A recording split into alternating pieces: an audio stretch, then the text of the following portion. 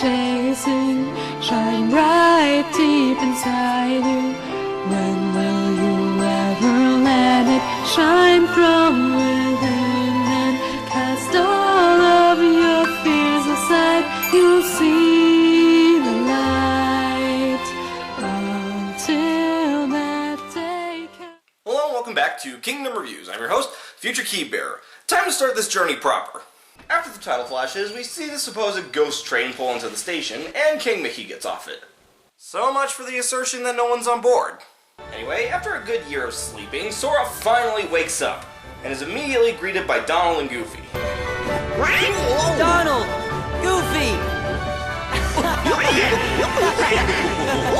Jesus, you're acting like you haven't seen them in a year! Well, okay, but you're not aware of how much time has passed! That was some nap. You mean we were asleep? I guess we must have been, or I don't think we'd be so drowsy. Leave it to Jiminy to provide the deductive reasoning for the group. When do you think we went to sleep? Let's see. We defeated Ansem, Yep. restored peace to the world, found Kyrie. I think you've got the order of events a little mixed up. What does your journal say, Jiminy? Gee, there's only one sentence. I love how in Chain of Memories, Jiminy was absolutely distraught to find out his journal had been erased. Now he's just like, it happens. Thank nominate. I wonder who that is. Gee, it's almost as if you should have written down more than just 2 words! So the three explore the town for a bit, and Sora gets a weird sense of deja vu. You know, I think I've been to this town. Question is, does this sense of having been here come from remembering Castle Oblivion or from Roxas? What do you want? Nothing. Just wondering what was back here. You know, I wouldn't be surprised if this happened to Hayner's gang all the time. Now you know. This is our spot. Jeez, since when is Hayner such a dick? Fortunately, Penson and Led are more hospitable. Hey, did you finish up the summer homework yet? Independent studies are the worst, huh? Homework? I love how Sora asks that like, are you serious? Hey, what are your names? Oh, sorry. We're Sora, Donald, and Goofy. Take a shot. Sora, Donald, Goofy. We just met someone who was looking for you. He sure seemed in a hurry. He had a black coat on, so I couldn't see his face. But he had these big round ears.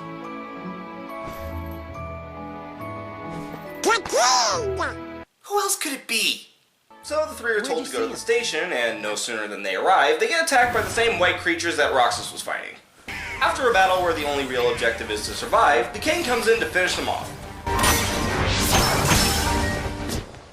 Who knew Mickey Mouse would be such a badass? The king?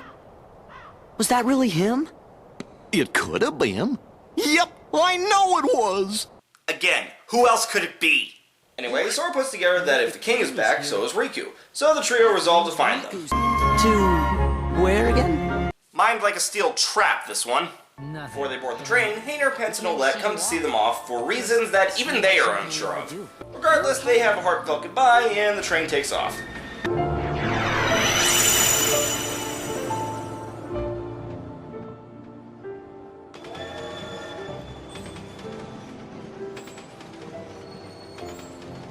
So, did they just reach the end of the world, or are dozens of Twilight Town citizens freaking out over a disappearing train? Eventually, the trio arrive at a mysterious tower. I know that's what it's actually called, but it's an apt description.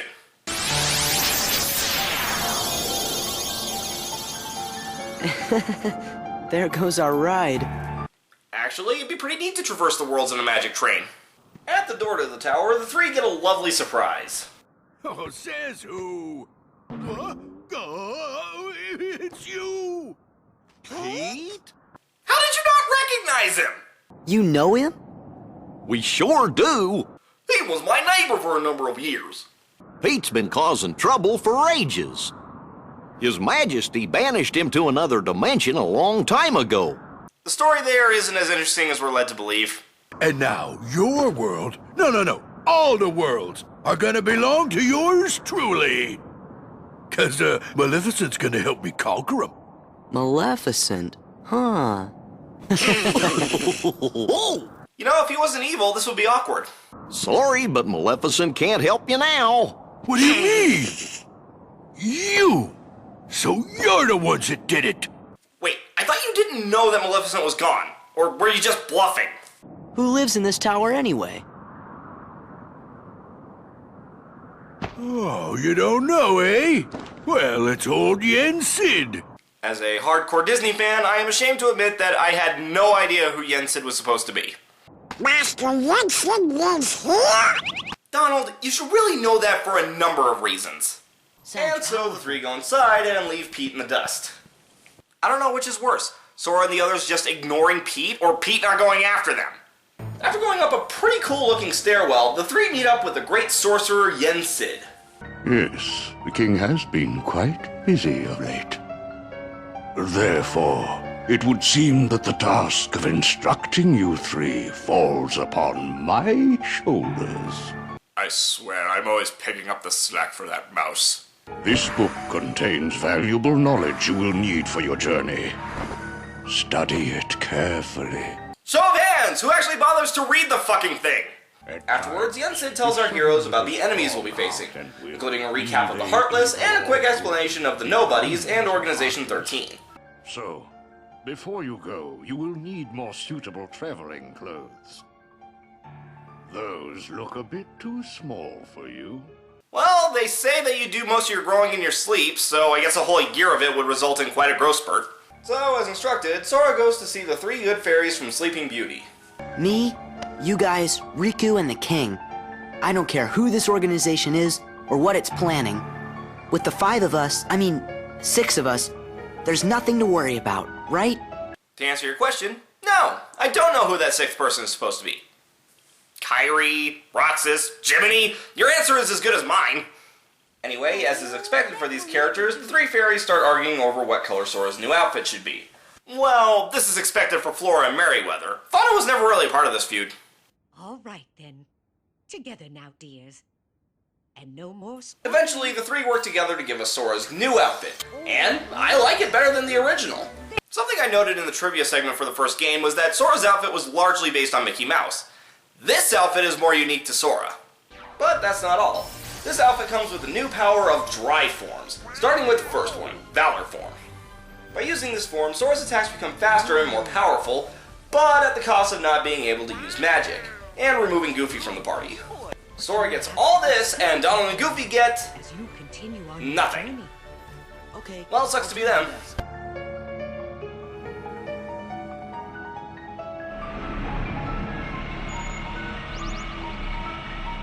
Hey, it's the dummy ship.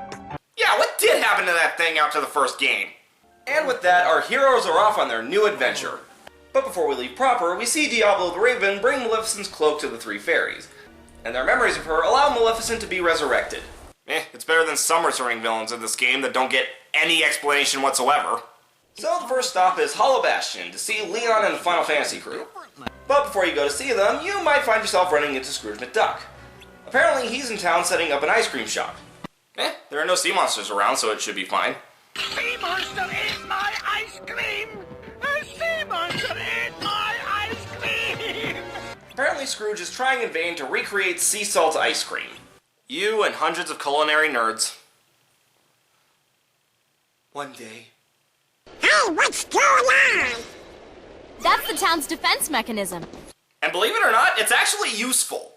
Unlike Yuffie, however, who just stands by as our heroes get attacked by nobodies. Hey, Yuffie, have you seen the king and Riku? Nope. Oh, Yuffie, how I've missed your tactlessness. So Yuffie takes everyone to Merlin's place, where they have formed the Hollow Bastion Restoration Committee. Well, if you ain't in top shape. Ah! Sid has a voice! So where have you guys been all this time? We were sleeping. Where? In cold storage? Kinda. So Leon tells the three that they need help with a certain issue and goes off to show them something. But before they can follow... Oh, I thought it was you. Right on time. You know, I find myself wondering how far Merlin's omniscience goes. Ah, yes. Did you give them the cards, dear? Oh, here. They're presents for you. Leon thought you might like to have them. Hollow Bastion Restoration Committee honorary member. Membership cards. Kinda cool, huh? I do legitimately love the fact that despite all the amazing things that they've seen, Sora, Donald, and Goofy are still enamored by things like membership cards. So you meet up with Leon, and he shows off the little problem. There's still a lot to do, but I'm sure we can handle everything. Except for that. Yeah, that's a bit of an issue. And that.